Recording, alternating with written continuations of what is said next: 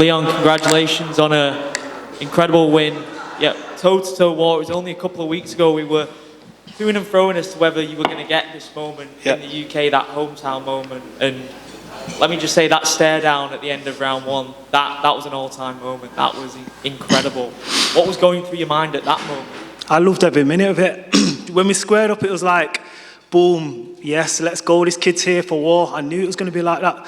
I seen it in him, yes, from the weigh-ins. It's like I was looking at a younger me. Was both there to fight, both there for war, and I was up for it, man. I loved it. I loved every second of it. And we've talked about that emotional journey, you know, the constant backtracks that you've had, not due to your own circumstances, just through life happening to you. Yeah. Have you had that emotional release now after having that victory? Because it has been a long road to even just getting to this moment now, hasn't it? That's what I needed, man. That's what I needed, and that's what's going to build me to be a champion, things like that. Coming back from a year off, a hard year, I had to get through a lot mentally by myself, get past a lot of things, and then to come back to a solid fight like that, overcome against a 12-0 fighter, champion. It just shows what I've got in myself. Listen, I know I'm 100 times better than that, and I have to show it though. And the better the opponent, the better I get. And I know my next fight, my next performance is going to be slick, clean. And obviously, you mentioned it can be a lonely road sometimes, but the electricity of that crowd in there, specifically for your performance, that must have validated all the hard work that you've been putting in over the years. And you are a role model at Manchester Top Team as well, aren't you, for the young guys, like the Callum Connors, like the Lewis McGrillans as well. Yeah, of course, man, and that just shows them. They probably watched that fight and thought, I'm a lot better than that, but it shows sometimes you just have to dig deep, get dirty, and get through the fight, innit, win the fight, and that's what I had to do today. What's next for you? You know, we talked about the championship fight coming later in the year, Volkanovski, Yair Rodriguez. You want to be breaking into that top 15, but there was also the Nathaniel Wood fight as well. Where's Nathaniel Wood? Is he under here? Because he's running from me, bro. But listen, the next UK card in July or whenever it is, if I don't get a number next to my name, give me Nathaniel Wood and I'll break Nathaniel Wood. That would be an amazing build-up, wouldn't it? It's kind of blown up out of nowhere, hasn't it, that rivalry, because obviously he's had an injury, but you was ready and you feel that you would have fought through that injury to get to the fight. Yeah.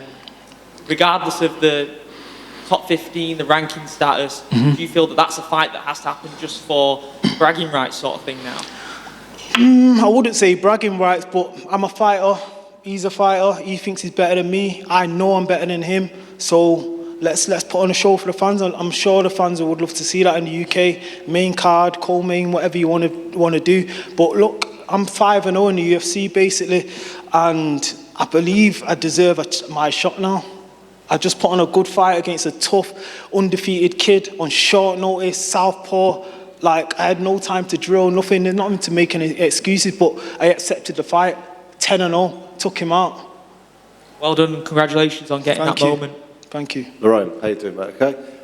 First of all, gutted didn't get to see you fight Nathaniel. That's one we were all looking forward to. I've known Nathaniel for a while as well, and I knew that would have been such a great fight. So, but again, what a great fight you had. You know, how do you feel? Obviously, you've gone 3 hard rounds. You know, with someone. How important is that for your career to actually have had the short notice against a completely different style of fighter, and have the fight you did? How important is that for you going forward? It's all experience, man. Experience banked to take a fight like that on short notice and then go 3 rounds. I needed the 3 rounds. Like I knocked Americani out second round last time, started the second round, so I only got a round there. I'm young in my career, man. I've had 13 fights in 8 or 9 years or whatever it is. So it's good to get the experience, man. And all these top guys, these top 15 guys, they're like 20, 30 pro fights into the career. So yeah, man, I like to get the 3 rounds in. And the other question is, it seems like a lifetime ago. I remember watching you on FCC, man, on the UK circuit. It seems like a lifetime ago since we were there. And does that show that you don't need to go through some massive organisation to get into the UFC? Yeah, of course, man. It's just about your performances. I was KOing people for joke them times, and it's like, come up, got to the UFC. So yeah, you can go anyway, but just make sure you're fighting good competition, innit? And last one for me, what are you going to spend your 50 grand on? To me, I wanna buy a house for my mum. That's been my goal from the get-go. That's what I want to do, buy a house for my mum. So Dana, send that 50 G's, bro. that's a deposit right there, man. Congratulations, mate, and I hope you get that fight with Nathaniel. I know it was just a knee injury. I think he got a deep laceration in his knee, so hopefully that won't take too long. Yeah. Let's go. Front right here. You spent about 3 minutes on your back in that final frame. How close were you to being in danger in that position? Nah, well drilled there, man. I was calm. He's a black belt or whatever he is, brown belt, black belt. I was calm there, man. Was drilled. Me and my friend Jordan. Coaches went over a few bits, and like I said, it was a short notice fight. We knew he was good on the back. We had a week to just drill, but I'm ready for them positions anyway, man. I'm well drilled. Well, I know you said it was like southpaw, last minute opponent, everything. Was he tougher than you had expected in there, given his experience level?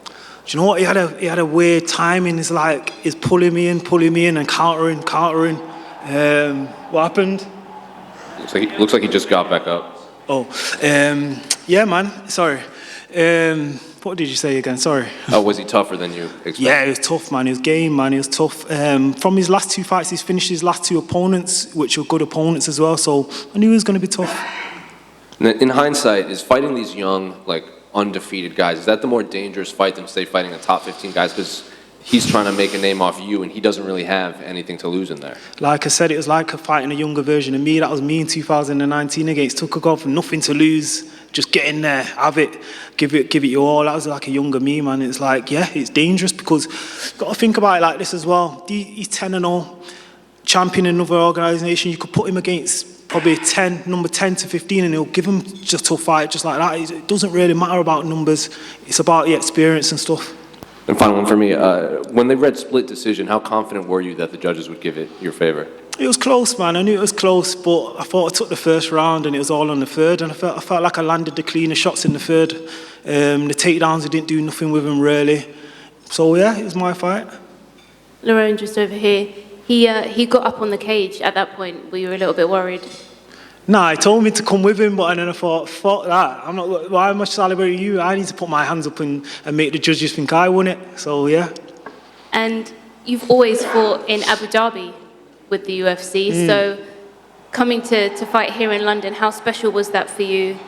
Very special, man. Very special, and I hope we come back here in July. I want to do it again, a bit further up the card. Yeah. And with Nathaniel Wood, you know, if you do end up making that fight for next year, how do you think that goes down against him? Obviously, you didn't get to do it for this year. It'll be this year, yeah. It'll be a good fight, man. I respect Nathaniel's skills, but I feel like I'm better. I feel like I'm a lot better. But to be fair, I feel like everything happens for a reason, and I needed that kind of fight to get in there. I needed that fight after so long off now, and I'll make it look a lot cleaner, a lot simpler with Nathaniel. Thank you. And how active do you want to be this year? Obviously, you want to come back in July. You've had such a long time off, so how active do you want to be this year? I've always wanted to be active, and like I said, life circumstances, things happen in life have held me back. I want to have 3-4 fights this year, God willing. Stay healthy. I'm in the gym all year round anyway, so we want to get active, man. It's time. It's my time. Thank you. Thank you. Just to your right. Yeah. Your left, sorry. So I don't know if you've seen on Twitter after the fight, Nathaniel's tweeted something out. Have you seen what he said? No, what did he say? So he's of the opinion that the judges gave you that fight. What's your thoughts on that? Nathaniel Wood can fuck off. Sorry for my language, but he's not here. Where is he? He booked the fight and pulled out 4 weeks ago. Why is he tweeting about me? Tell him to come and fight me then, innit, and make the fight. Don't pull out. Thank you. Lerone, over here to your right. Yeah.